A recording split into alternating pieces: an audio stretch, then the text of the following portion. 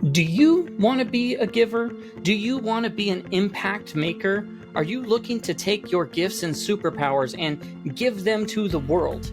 If so, this world that we're creating and what I cover with the giver method and becoming an impact maker, it's for you.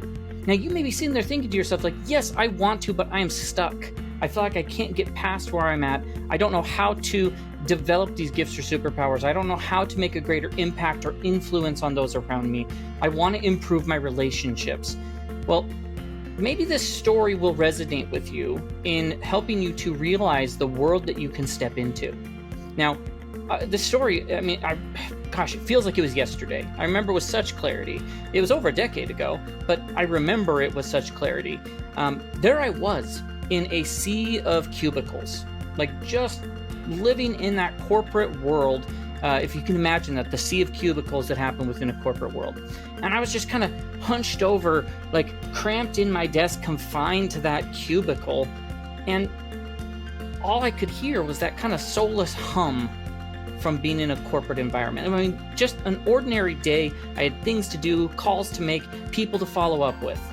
Now, I was just trying to get through this, corporate maze. I sat up and I looked out across the sea of cubicles and I felt lost. And then it was in that moment that I heard two of my coworkers having a discussion. Just a simple exchange, and what they were discussing doesn't necessarily matter, but in that moment, I feel like I actually opened the door for the first time and saw the world for what it could be. I saw the world for what maybe I could create it to be. So it was in that moment, I realized, gosh, I'm another face in the crowd. I'm just a cog in the wheel that is this enterprise machine corporate world. It's I listened to the story that they were telling, I listened to the conversation they were having, and I thought to myself, I don't belong here. This physical space that I've created around me, I've confined myself to be stuck in this, and I'm suffocating within it. Now, I realized in that moment the toll it was taking on me, my emotions, my life, the world around me, my presence in the world was being dulled. It had a strain on the relationships that mattered most to me. And honestly, I felt like a shadow of the husband, the father, brother, son, friend, whatever you want to say, that I'm meant to be. I realized in that moment, it's not that I don't belong here, I'm better than anyone there, but I realized I had unique gifts and talents, things that were the very essence that made me who I was, that made it that I didn't belong there. And you may be similar. You may have thought to yourself, I feel like I'm just stuck in this constant wheel of motion that happens. Now, I was there, so I totally understand. It was in that moment that I actually made a commitment to myself. And I said, I don't care what it takes. I'm going to develop my gifts and my talents to the point where I can make them be superpowers. And I want to find ways that I can take that out into the world and use it to make an impact, and use it as a way to improve myself, use it as a way to make money. Getting out of that corporate world and into a world that I had more control of my time, energy, and money. You have to take the time and rediscover or discover what superpowers you have, and then cultivate them into being stronger and stronger. Now, I eventually founded the Giver Method, and I became a giver. And that meant that I could have meaningful impact, intentional impact.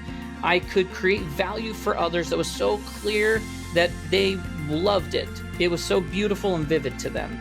And every engagement was eager and effective. And I found that when I took those gifts and superpowers, I gave them freely to other people, that the universe had this way of paying me back. And you could look at that however you want, from just the universe or a spiritual or religious nature, whatever that may be. I noticed that the universe was paying me back for it. And so I did it more. and I did it more. I noticed like there were these relationship results, these relationship, opportunities that were being created. My relationship with my spouse improved. I became a more intentional and present father with my children. It changed how I interacted with my siblings and my parents and my friends and coworkers. So you have an opportunity. You have the chance to sit down and reflect and say, well, what do I want? Where do I want to be? Where do I want to spend my time, my energy? Where do I want to be making money? And is it where I'm at now? Can I take my gifts and superpowers and can I give them in a way and not ask for things in return and help make a greater impact in the world? And know that things like money is going to come because of the return that the universe has by saying, hey, you're giving into the world to make it better. Let me give back to you to make it better. I've seen that happen as I've progressed in my career, from switching careers into working in a small business to leading a team of people to running a small business, and to then going on and writing a book and creating programs and coaching and everything else that there could be.